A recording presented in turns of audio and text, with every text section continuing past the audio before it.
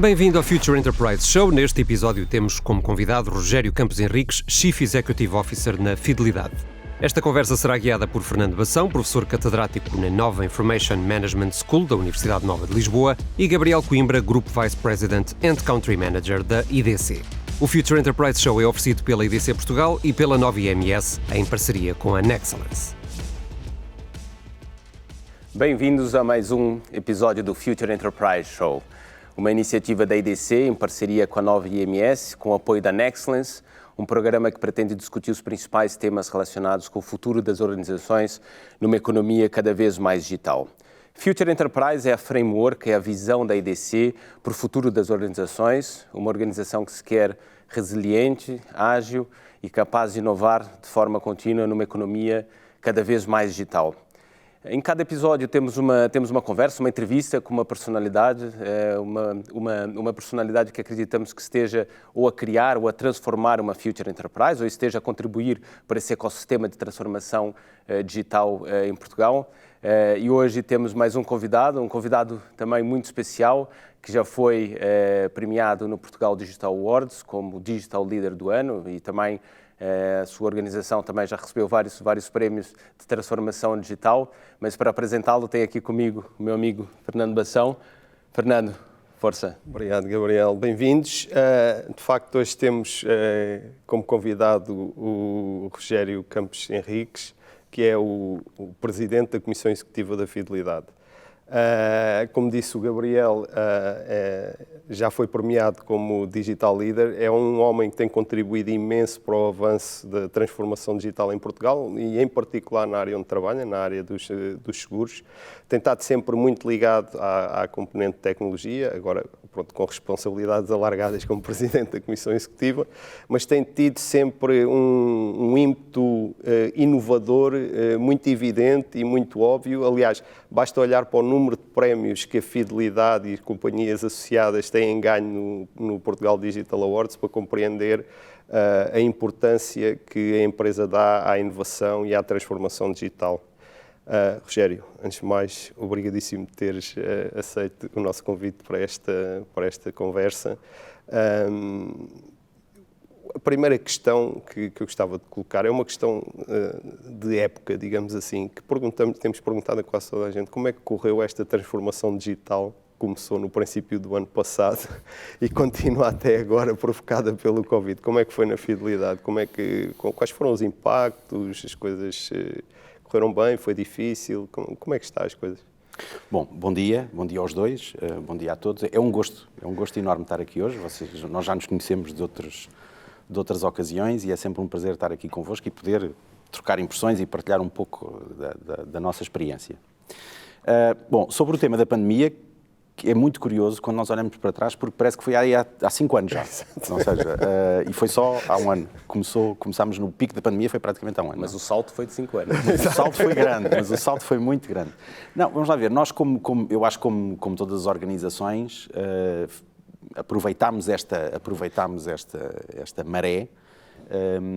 Para vos ser franco, a primeira preocupação que tínhamos a certa altura era naturalmente proteger as nossas pessoas e, portanto, isso significou colocá-las em casa o mais rapidamente possível e operacionalizarmos os mecanismos que permitiam aos nossos colaboradores de estar em casa. Foi um desafio grande. Eu diria, nós tínhamos as ferramentas de base, mas não estávamos integralmente preparados para o fazer, porque a empresa, do ponto de vista cultural, não via a dinâmica do teletrabalho como passou a ver. E, portanto, mais do que um desafio tecnológico, que também existiu, como é óbvio, houve uma mudança de mentalidades que possibilitou essa dinâmica. E ao fim de muito pouco tempo, conseguimos ter, com alguns ajustamentos tecnológicos, como é óbvio, conseguimos ter toda a gente a trabalhar em casa e sem grandes dramas, sem grandes soluços. Portanto, a nossa operacionalidade manteve-se em grande medida e foi um enorme sucesso. Isso na componente, digamos, do workplace, de transportar o workplace das pessoas para a sua casa. Depois houve um conjunto de iniciativas que nós aceleramos, Umas delas estavam em curso, outras estavam um bocadinho em stand-by, e que acelerámos no sentido de que os nossos processos de trabalho passassem a ser ainda mais digitais para podermos fazer com que toda esta dinâmica de trabalhar à distância, de vender seguros à distância, de dar customer service à distância, enfim, toda esta dinâmica pudesse funcionar. Vou-vos dar um exemplo. Havia dinâmicas de negócio em que as regras não permitiam que o processo fosse integralmente digital e, portanto, passou a ser naturalmente, não é? Passou a ser naturalmente. E antes, de facto, havia uma série de bloqueios e esses bloqueios deixaram de existir, de certa forma, e, portanto, acelerou-se imenso essa dinâmica.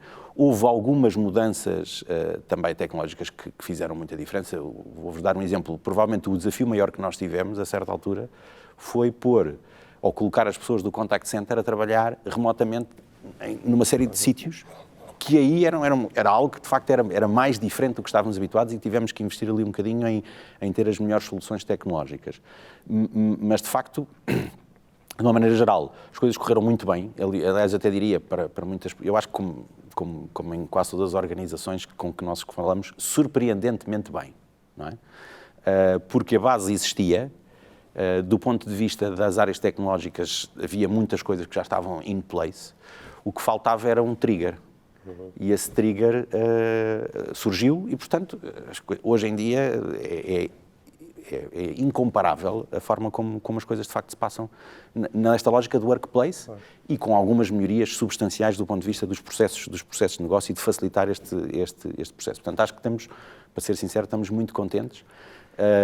Depois existe uma outra dinâmica que também se fala. Passámos rapidamente todos por uma fase quase de fascínio, dizer assim, olha, isto tudo funciona com as pessoas em casa, fantástico, o teletrabalho é uma coisa maravilhosa, para uma dinâmica de perceber que, cuidado, não é? Ou seja, o teletrabalho tem muitas coisas boas e o futuro será com certeza híbrido, com muito mais flexibilidade no sítio onde as pessoas trabalham, mas esta dinâmica, ter 100% do tempo as pessoas fora do local, não permite construir equipa, não permite formar as pessoas da mesma maneira. Sim, e, portanto, é preciso encontrar... Eu lembro, Rogério, que tu dizias, acho que isso foi em abril do ano passado, nós tivemos uma reunião no nosso IDC Council, e que tu dizias, enfim, que nós fizemos uma transformação enorme, mas esse não é a transformação a sério do trabalho. Portanto, havemos ainda de fazer mais à frente, não é? Que foi uma reação rápida. Portanto, como é que tu vês isso? Estavas agora a dizer que vês um modelo mais híbrido? Não tenho dúvida que o futuro será muito mais híbrido, ou seja, não há um regresso, ou seja, a lógica de regressarmos ao 100% ao mundo que existia antes, esse mundo acabou, não vamos nunca regressar a isso.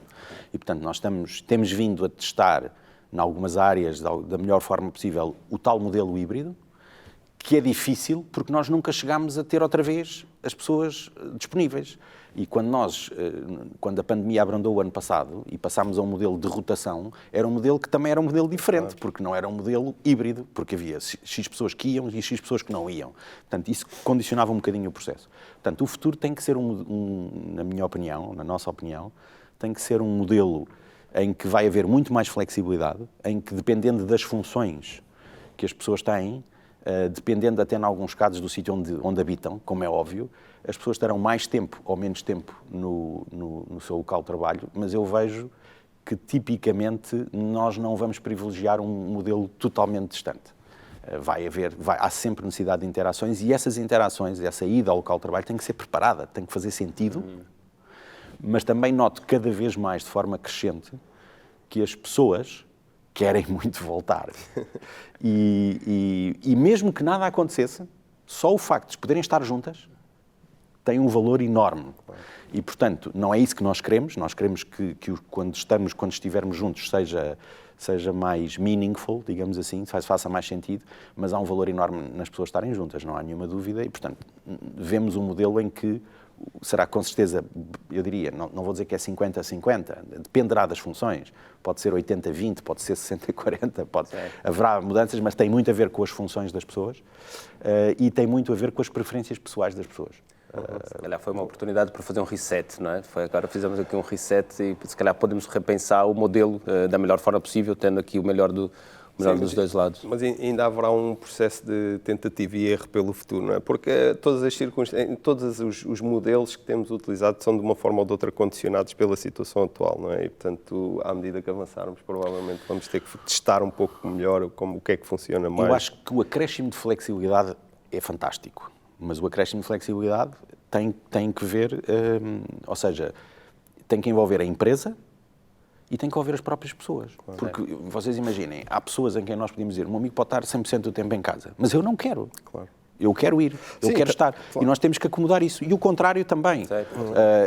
Agora, vou-vos dar um exemplo. Nós tínhamos pessoas, e temos algumas pessoas na Fidelidade, que a certa altura, por questões pessoais, tinham mudado de função. E, portanto, imaginem o que era uma pessoa que tem um determinado tipo de formação e que, a certa altura, porque queria morar em Beja, tinha que estar na área comercial, porque nós não temos nada em Beja, sem ser área comercial. E agora já tem outra função. Pois. Okay? E nós naturalmente, facilitámos isso, não é? Privilegiamos isso, porque naturalmente fazia todo sentido. Claro. E antes o assunto não estava em cima da mesa. Hoje em dia é normal. E, portanto, isso já acontece. Isso é uma coisa muito positiva, não é? Olha, Rogério, diz-me uma coisa, ainda a propósito deste tema do trabalho remoto, que não só em Portugal, no mundo inteiro passou a ser uma coisa muito mais aceitável. Há imensas empresas a dizer que já nunca vão voltar para o escritório, vai ser completamente distribuído, até na área dos seguros e tudo. Uma das questões que nós temos também aqui procurado discutir com os nossos convidados tem que ver com o impacto que isso pode ter na corrida ao talento, digamos assim. Ou seja, hoje em dia, provavelmente mais daqui para a frente, as pessoas que trabalham na área da tecnologia em Portugal poderão trabalhar para os Estados Unidos, para qualquer ponto da Europa e por isso. Achas que vai criar uma pressão nas empresas portuguesas que vai, digamos, criar novos desafios? Porque nós sabemos que na área da tecnologia não temos oferta a mais de mão de obra, temos oferta a menos e, portanto, provavelmente isto irá criar um aperto ainda mais significativo nesta disponibilidade de mão de obra e, em particular, numa empresa como a Fidelidade, tão baseada em tecnologia, isto possivelmente será uma questão que vocês estão a pensar, não? E se é uma oportunidade ou se é uma ameaça, não é? Porque nós agora também podemos contratar outras pessoas que estão fora de Portugal. Mas também que outros países podem contratar os nossos recursos. Qual é que vai ser o resultado disso? Como tudo na vida é uma oportunidade e uma ameaça. Como tudo na vida é uma oportunidade e uma ameaça. Eu acho que nós já sentíamos isso antes, essa questão já sentíamos antes, essa pressão vinda de fora, digamos assim, da procura das nossas pessoas, que tipicamente são boas, são pessoas qualificadas, temos pena é que não sejam suficientes, não é? E, portanto, isso já sentia, eu acho que isso se vai acentuar imenso. E, portanto, temos que nos preparar para essa realidade. Também é verdade que nós, hoje em dia, também podemos contratar pessoas em outros locais. Portanto, nesse aspecto, tudo é possível. Acho que o jogo, isto só vem colocar mais pressão no nosso posicionamento como empregadores, na nossa oferta de valor enquanto empregador, nomeadamente, eu acho que é mais evidente nas áreas de tecnologia, mas não só nas áreas de tecnologia, e portanto acho que nós todos temos que trabalhar muito para sermos atrativos neste contexto. E temos que trabalhar mais, porque muitas das empresas, e a Fidelidade é um caso desses, nós já tínhamos vindo a fazer um caminho, e esse caminho tem que ser muito acelerado. Nunca como hoje a transformação depende... Isto é muito engraçado, vocês desculpem porque eu digo muitas vezes, a transformação é há muita tecnologia, mas depois depende das pessoas. E, portanto, isto não se faz sem pessoas. As pessoas têm que estar no centro de tudo isto. E, portanto, nós temos que nos posicionar ainda melhor. No caso de uma empresa portuguesa como a Fidelidade, uma empresa grande, temos que ter essa capacidade de comunicar às pessoas o que lhes podemos oferecer. E, às vezes, não é só salário, há outras dinâmicas, e de nos posicionarmos numa segunda liga muito interessante de empresas que podem ajudar as pessoas a desenvolver-se, que temos capacidade de as envolver em projetos interessantes, e no nosso caso, e nós também tentamos capitalizar muito isso, empresas que tenham um propósito.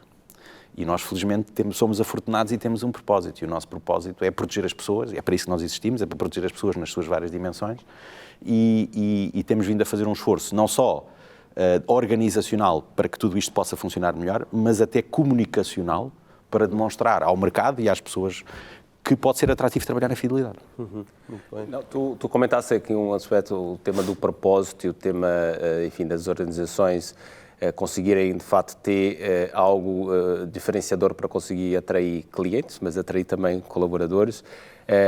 Enfim, eu tenho acompanhado algumas das iniciativas que vocês têm feito. O Vitality agora, no fundo, é um conceito também muito interessante, porque vem, no fundo, trazer esses temas da sustentabilidade numa perspectiva muito social, económica, ambiental, não é? E, portanto, acho que é interessante. Como é que queres partilhar um pouco como é que tu vês o futuro do setor dos seguros e esse tema da sustentabilidade e das seguradoras, de facto, poderem contribuir, de facto, para que, enfim, para as nossas vidas sejam melhores e sustentáveis? Acho que o Vitality é um exemplo interessante. Queres partilhar um pouco mais sobre esse projeto? Sim, vamos lá ver.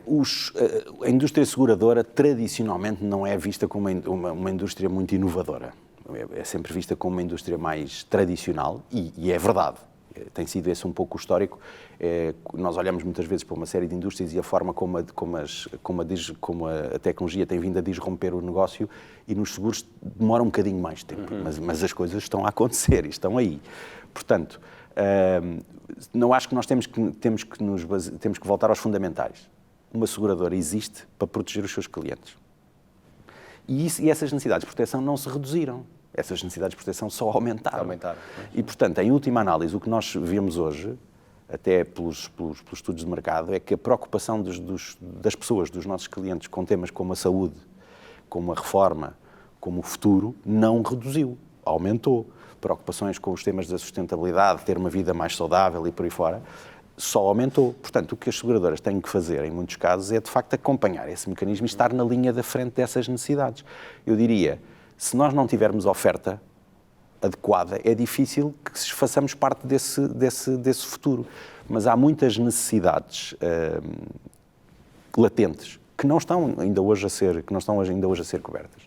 E, portanto, eu acho que as seguradoras têm que voltar àquilo que é fundamental, ir à procura das necessidades dos clientes e da melhor forma de as suprir, e de uma forma talvez muito mais proativa do que antes. Tradicionalmente, e todos nós sabemos que é assim, nós só pensávamos num seguro, para já só pensávamos em seguro quando pensávamos quase em automóvel. E só pensávamos na seguradora quando tínhamos um acidente.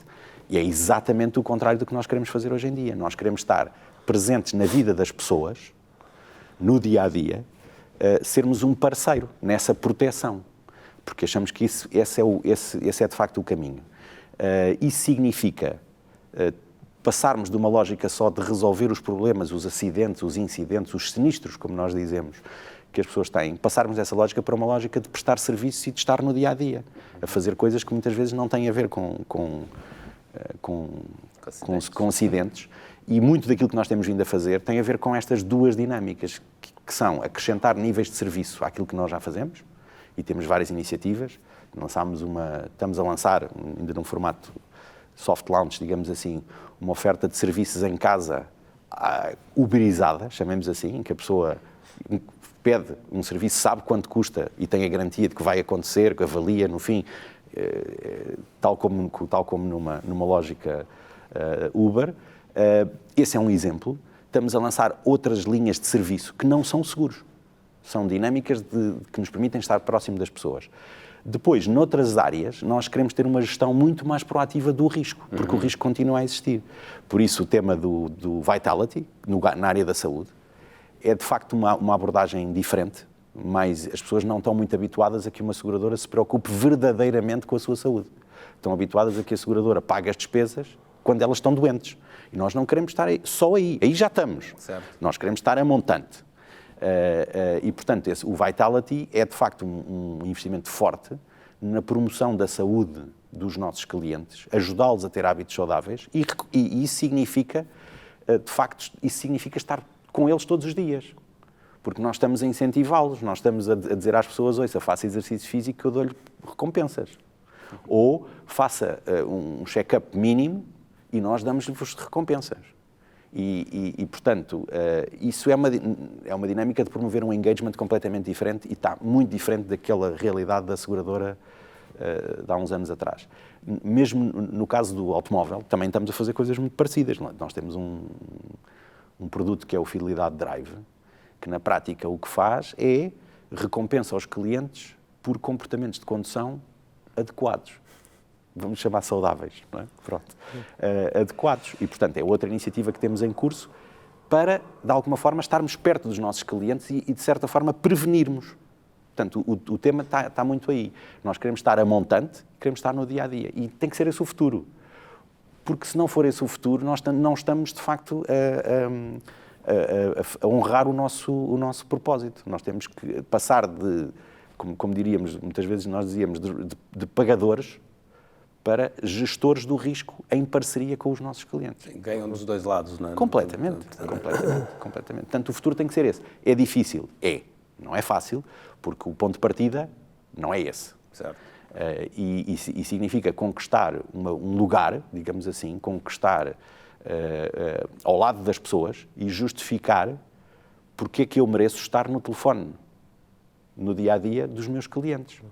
Quando antigamente os meus clientes só interagiam comigo quando pagavam o seguro uma vez por ano ou quando tinham um acidente 5 em 5 anos. Estão a ver? E, portanto, é um mundo de diferença e para nós é um desafio enorme.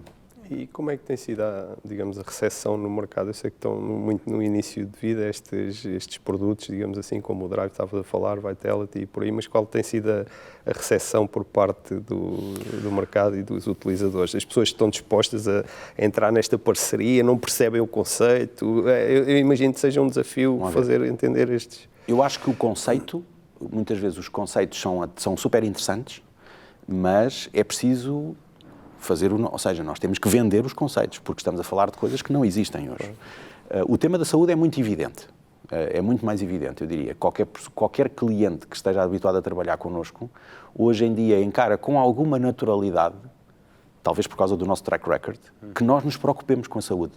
Nós andamos a falar em prevenção há muito tempo, temos desenvolvido uma série de iniciativas que fazem com que seja quase natural que nós façamos isto. Portanto, não temos aqui uma situação de choque. Depois, as pessoas têm que perceber o conceito e, portanto, há aqui um esforço grande. Eu diria, a receptividade é boa, mas depois é preciso, de uma forma muito mais sistemática do que uma seguradora estava habituada a fazer, comunicar com o cliente, explicar, acompanhar, ajudar as pessoas a ultrapassar as dificuldades que surgem quando a pulseirinha não sincroniza adequadamente com o telefone. Isto não era uma realidade de uma seguradora, isto é outro mundo, não é? E, portanto, há um caminho a fazer. Eu acho que a receptividade é muito boa, mas nós temos muito pela frente na capacidade real de promover o engagement das pessoas e de facto, fomentar a adoção. Uma das coisas que nos preocupa, e isso, vou ser sincero, muitas vezes, e o Gabriel dizia, nós ganhamos muitos prémios. E de facto, ganhamos ao longo dos anos muitos prémios de inovação. Mas, a certa altura, o que interessa não é ganhar os prémios.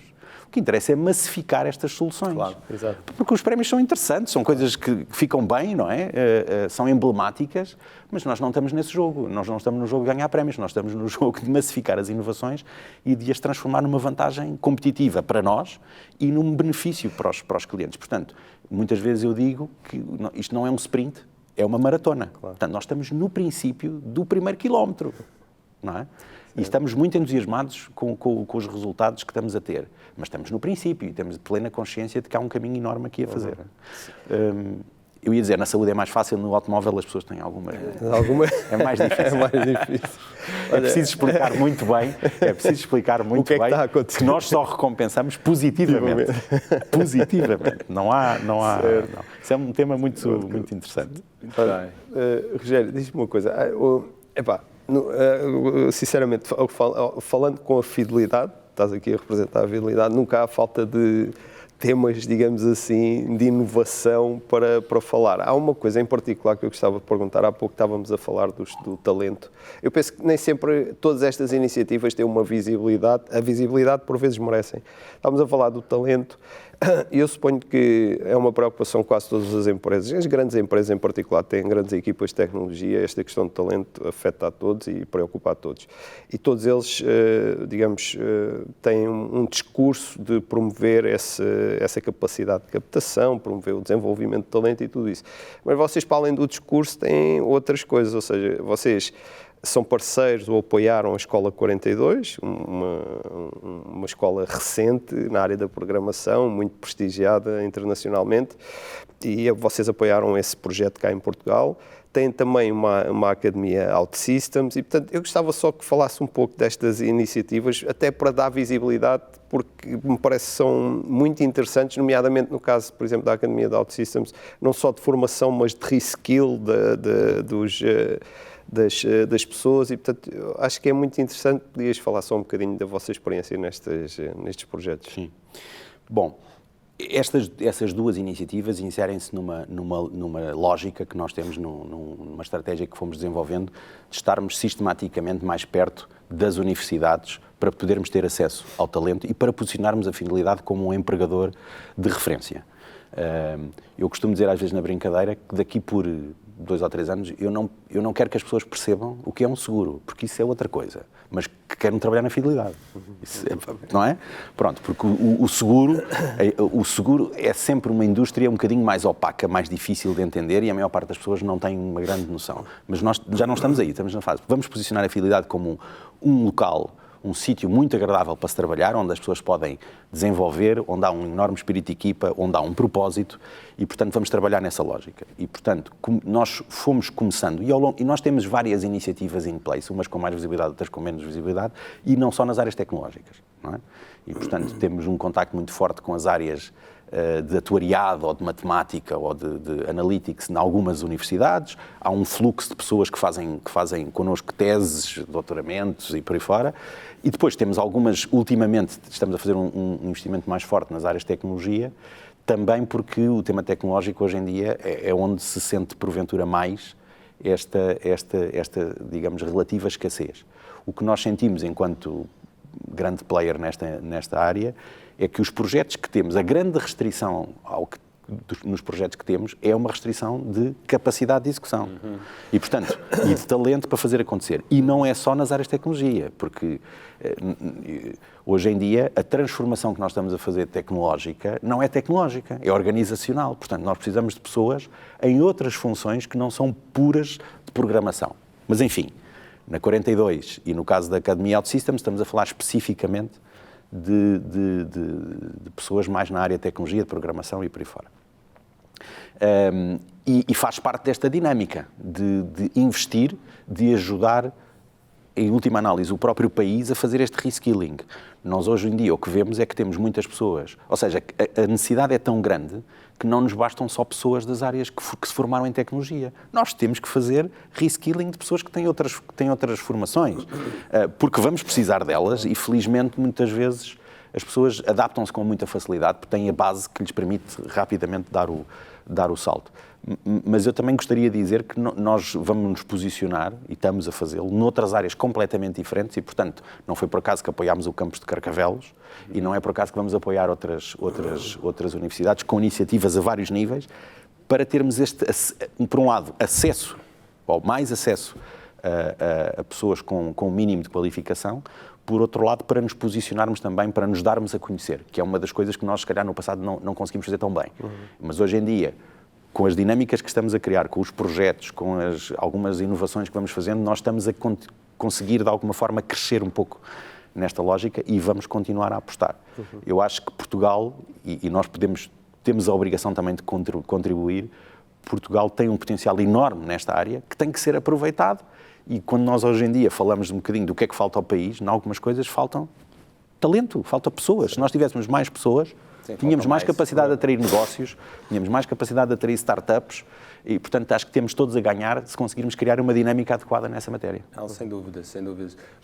Mas, Rogério, queria voltar aqui ao tema, há pouco referiste ao tema do propósito, aquilo que é o propósito de uma seguradora, né? Proteger as pessoas, mas essa necessidade constante de transformação de negócio e que passa muito pelas pessoas, mas, pelo que eu percebi, enfim, a tecnologia aqui é fundamental em todo esse processo de transformação.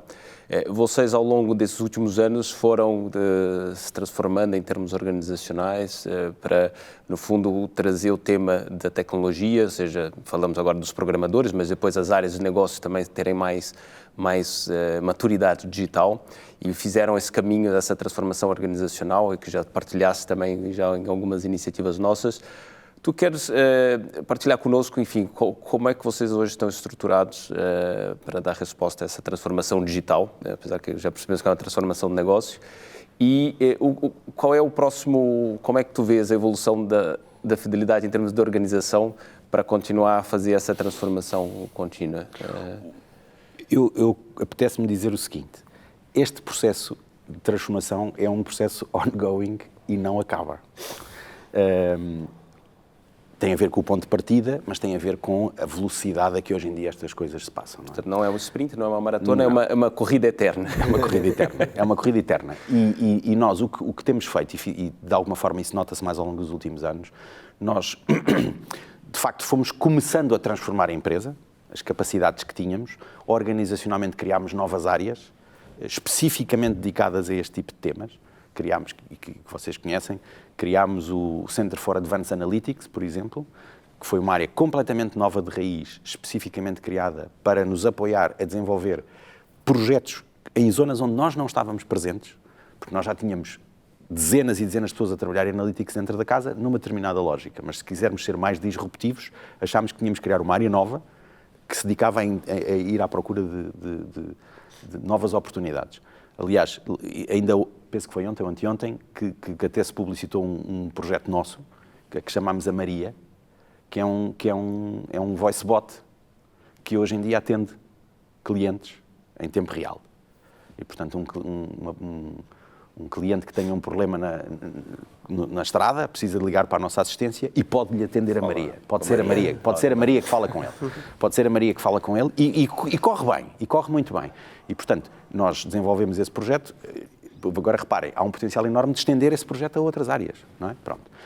Há um potencial enorme de pôr a Maria a atender telefones às 3 da manhã, por exemplo, não é? Porque, convenhamos, não temos o mesmo nível de serviço às 3 da manhã. Ou, por exemplo, quando nós... E às vezes acontece quando existem aqueles eventos mais catastróficos, chamemos assim, os nossos contact centers são inundados de chamadas, por exemplo. Porque as pessoas estão habituadas a usar o telefone. E se tivermos a Maria a atender o telefone, ou aliás, muitas Marias, o nível de serviço é muito melhor. Portanto, isto tudo isto para dizer que há uma panóplia enorme de coisas a fazer numa empresa como a nossa, que é multiproduto, multicanal e multigeografia. E, portanto, o esforço que está aqui de transformação é enorme e é quase quando nós... imaginemos que nós quando acabávamos uma zona, tínhamos que voltar ao princípio. E, portanto, isto é um processo. Criámos novas áreas, como eu vos disse, do Center for Advanced Analytics, criámos o Center for Transformation, que é uma área que está especificamente dedicada a fazer screening de oportunidades de inovação, está sistematicamente a ver o que é que surge em termos até de startups, que conceitos novos é que existem de negócio, como é que nós os podíamos aproveitar, para perceber como é que os podemos trazer para dentro de casa, que depois faz o nurturing destas ideias dentro de casa e desenvolve algumas delas. São mesmo eles que desenvolvem uma ideia que muitas vezes é tão diferente do habitual que a melhor forma de o fazer é pôr aqueles senhores a tratar do assunto em vez de entregar aquela ideia a uma unidade de negócio tradicional, digamos assim. Criámos uma série de novas lógicas de funcionamento e, portanto, agora este é um processo que não tem fim, de facto. O próximo passo, eu diria, eu gosto de ser pragmático e, portanto, não gosto de dizer que isto está tudo feito. Estamos longe de estar tudo feito. Nós continuamos a precisar imenso de aumentar as nossas competências e não só na tecnologia, em tudo o que tem a ver com analytics, marketing digital, competências de negócio, são cada vez mais necessárias para acelerar o passo. Eu diria, o próximo passo, além de alguma forma consolidarmos isto que temos vindo a fazer, e estamos nesse processo, é claramente promover a agilidade. Nós já evoluímos para sermos muito agile na área de desenvolvimento informático, na área de tecnologia, mas toda a empresa tem que aumentar a sua agilidade. E, portanto, esse é o grande desafio e é um desafio que de facto, extravasa as áreas de sistemas ou as áreas de tecnologia. E é, de facto, o grande desafio. E implica uma transformação muito maior, porque é uma transformação de mentalidade, é uma transformação de mindset e de pôr as pessoas a trabalhar de forma diferente. Mas esse é o caminho, não tenho dúvida. Mas é mais outra maratona que temos pela frente. Sim, um grande desafio, principalmente agora nesse novo contexto de confinamento e de repensar também aquilo que pode ser o modelo de trabalho. Mas sim, certamente isso vai-se também aprendendo, vai-se fazendo no modelo agile, não é? para tentarmos aqui encontrar... As organizações têm que aprender a aprender.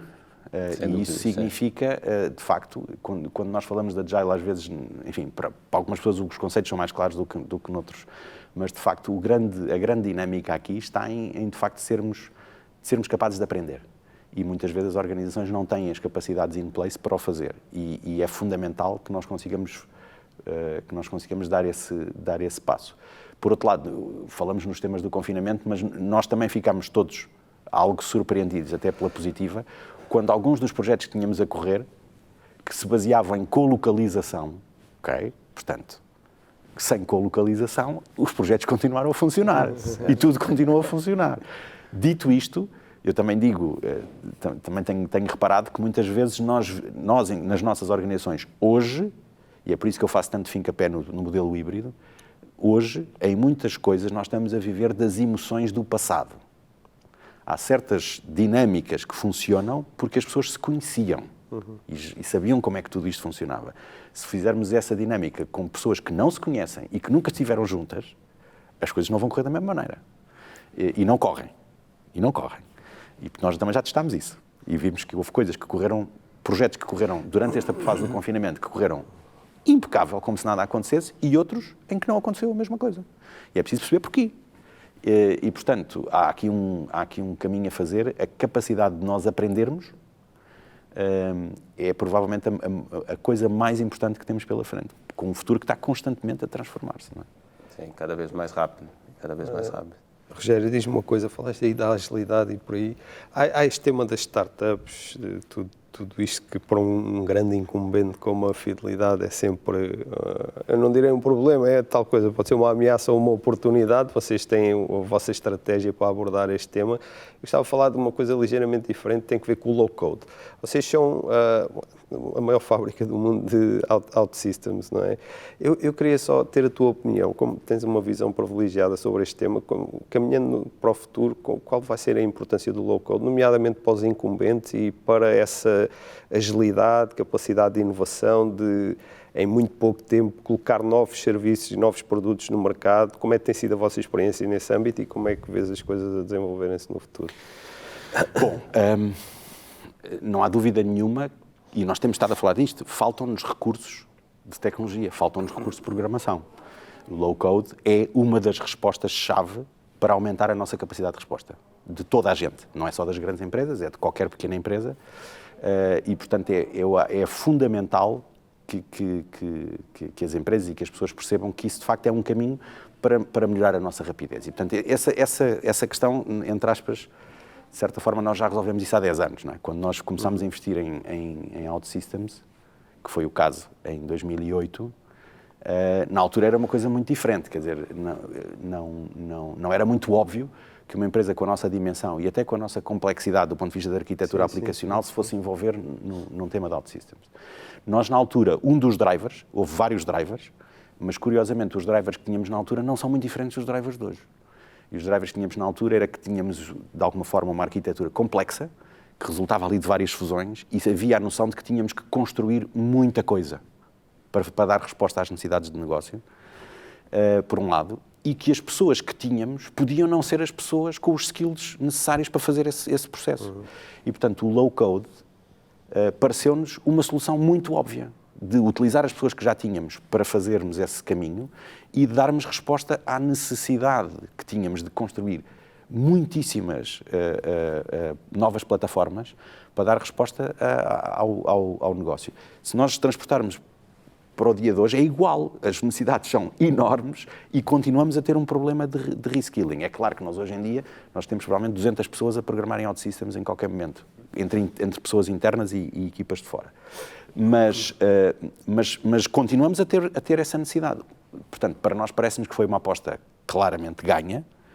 Nós tivemos a capacidade, a certa altura, de fazer uma coisa que é pouco habitual, digamos assim, que foi integrar o low-code na nossa arquitetura, porque nós temos uma panóplia, tínhamos e temos uma panóplia de tecnologias in-house com funções diferentes, com uma certa complexidade e, portanto, em muitos casos, eu acho que nós acabamos por ser um bocadinho quase um case study, não de sermos particularmente rápidos a fazer coisas, vou-vos ser totalmente sincero, mas de conseguirmos integrar o low-code na nossa arquitetura, que não tinha nada a ver com low-code, não é? E de conseguirmos fazer isto de uma forma muito coerente, digamos assim. E a verdade é que o tema do low-code foi ganhando espaço. Passámos do front, daqui de só fazer o front, para hoje em dia termos aplicações inteiras que são core para o nosso negócio, por exemplo, na gestão de sinistros, que são feitas em low-code. E, portanto, hoje em dia ninguém discute esse assunto. Mas essa capacidade de integrar o legacy com o novo foi, de facto, provavelmente a nossa... teve um papel importante. Na capacidade de melhorar a nossa eficiência. E nós fizemos, na altura, quando olhámos para isto, fizemos os POCs que tínhamos que fazer e vimos que tínhamos ganhos de 40%. E com pessoas ditas normais. Sim. Não é? Ou seja, nós não precisávamos ter programadores génios, sim, para conseguir fazer. E isso era muito importante para nós, para podermos utilizar e para podermos reciclar as pessoas que tínhamos. E, portanto, foi uma aposta ganha e acho que continuará a ser uma aposta de futuro e acho que não há outra forma, porque senão nós não conseguimos dar resposta. Nenhuma organização consegue dar resposta aos desafios que tem pela frente. Não, sem dúvida. É curioso, nós falamos muito aqui sobre o tema do digital, mas acabamos por falar sempre de pessoas. Estamos sempre a falar de pessoas e estamos aqui, eu estava a ver o tempo, estamos aqui já na parte final.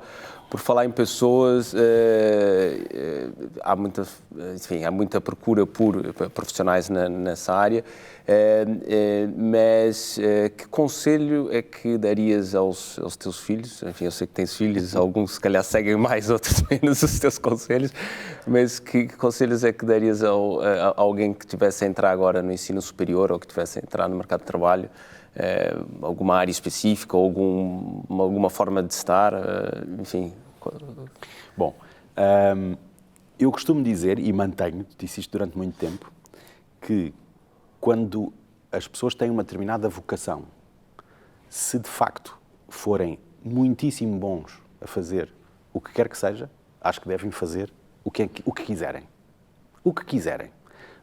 Evidentemente, num mundo tão competitivo como hoje, e onde as pessoas podem trabalhar em qualquer lado do mundo, é bom que sejam muito bons. Sobretudo se for uma área que, porventura, hoje em dia não tem, se calhar, o mesmo grau de procura. Nós hoje estamos a falar da tecnologia e, portanto, eu diria, hoje em dia, parece-me muito importante as pessoas terem uma boa base e, portanto, uma boa base de formação que tipicamente tem que passar pelas matemáticas e pela lógica e, portanto, as lógicas da engenharia fazem muito sentido, porque depois permitem às pessoas, partindo dessa base, fazerem qualquer outra coisa.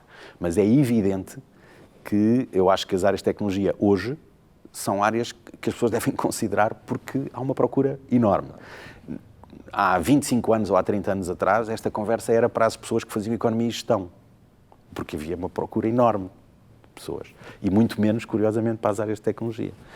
Mas hoje é evidente que as pessoas devem considerar muito fortemente tudo o que tem a ver com tecnologia. Também não deixa de ser verdade que hoje em dia, e as coisas evoluíram imenso, há 20 anos atrás as pessoas ficavam fechadas dentro de um silo. Estudava-se engenharia civil e as pessoas já não podiam sair dali. Hoje em dia, não. Hoje em dia o mundo mudou radicalmente e as pessoas estudam uma coisa e vão fazer outra completamente diferente a seguir. Vão aprendendo ao longo do tempo. E, portanto, isso é uma realidade. Agora, é evidente que no mainstream as áreas de tecnologia são hoje em dia muitíssimo atrativas para quem quer ter a certeza que vai ter uma ocupação. Não há nenhuma dúvida sobre isso, porque não falta procura, não é? Portanto, isso é um tema evidente. Olha, Rogério, estamos mesmo a chegar aqui ao fim do nosso tempo. Há uma última pergunta que colocamos a todos os nossos convidados e que tem que ver com livros. Se tu tens... tínhamos curiosidade em saber se tens livros que te marcaram particularmente, quer a nível pessoal, quer a nível profissional, e quais é que são? Assim, há uma referência ou duas ou três que para ti tenham sido importantes? Não vou falar de literatura, está bem? Não, sim. Não, se calhar eu diria 2 livros, pronto, podem ser, por acaso foram mais, mas pronto, se calhar falaria de 2 livros que curiosamente têm a ver com pessoas. Um deles tem a ver com um livro que eu li há muitos anos, de um senhor muito conhecido chamado Dale Carnegie. e que se chamava Como Fazer Amigos e Influenciar Pessoas. O título é muito infeliz, mas de facto o livro é ótimo. É um livro fantástico. O livro é sem ótimo. dúvida. Eu recordo-me que esse livro existia em minha casa. Eu tinha 15 anos quando li esse livro. Esse livro existia em minha casa e eu comecei por ler um do Dale Carnegie que se chamava Como Evitar as Preocupações e Começar a Viver, que eu achei delicioso. Mas rapidamente passei para este e acho que é um livro muito interessante. De facto, o título não é brilhante, mas o conteúdo é. E, de facto, tem ensinamentos para a vida, como se diria. Portanto, eu acho que esse livro foi um livro muito importante. Marcou um bocadinho numa altura em que eu era muito jovem e, portanto, ajudou-me a perceber, enfim, uma série de questões aqui. Depois, há outro livro que eu cito muitas vezes e que tem orientado, ou que tem tentado orientar a forma como nós e como eu próprio lido com as pessoas, que é um livro que se chama Drive, do Dan Pink, que explica de que é que depende a motivação das pessoas. E acho que é também um livro fabuloso para explicar como é que no mundo de hoje nós devemos trabalhar com as pessoas, lidar com as pessoas e de alguma forma ajudar as pessoas a desenvolverem-se e tê-las connosco. E, portanto, esses dois livros, é curioso, estão a ver, eu não falo tecnologia. São os dois são livros de pessoas, porque no fim, a tecnologia é muito importante, mas o foco tem que estar nas pessoas, que são elas que fazem a diferença.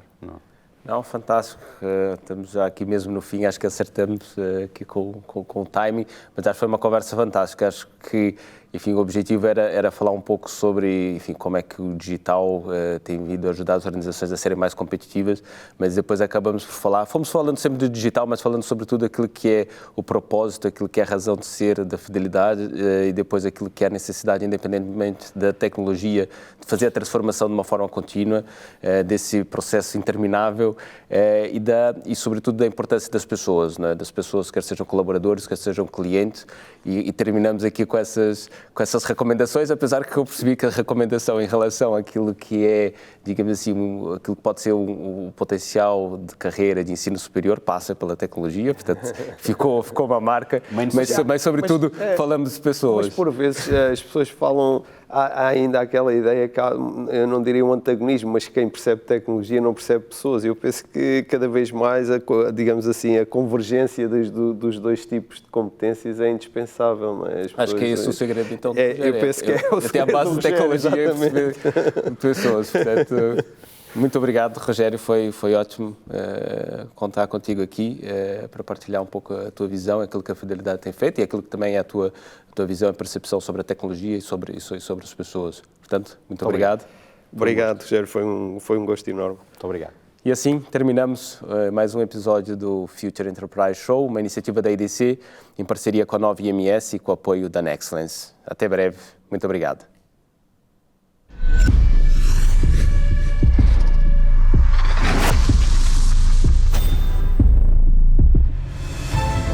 Nexcellence by Glint, uma parceria para criar o futuro digital, com respostas baseadas em experiência, com dimensão e ambição, com uma visão global e talento nas competências mais inovadoras. Nexcellence, powered by Glint. Knowledge to empower.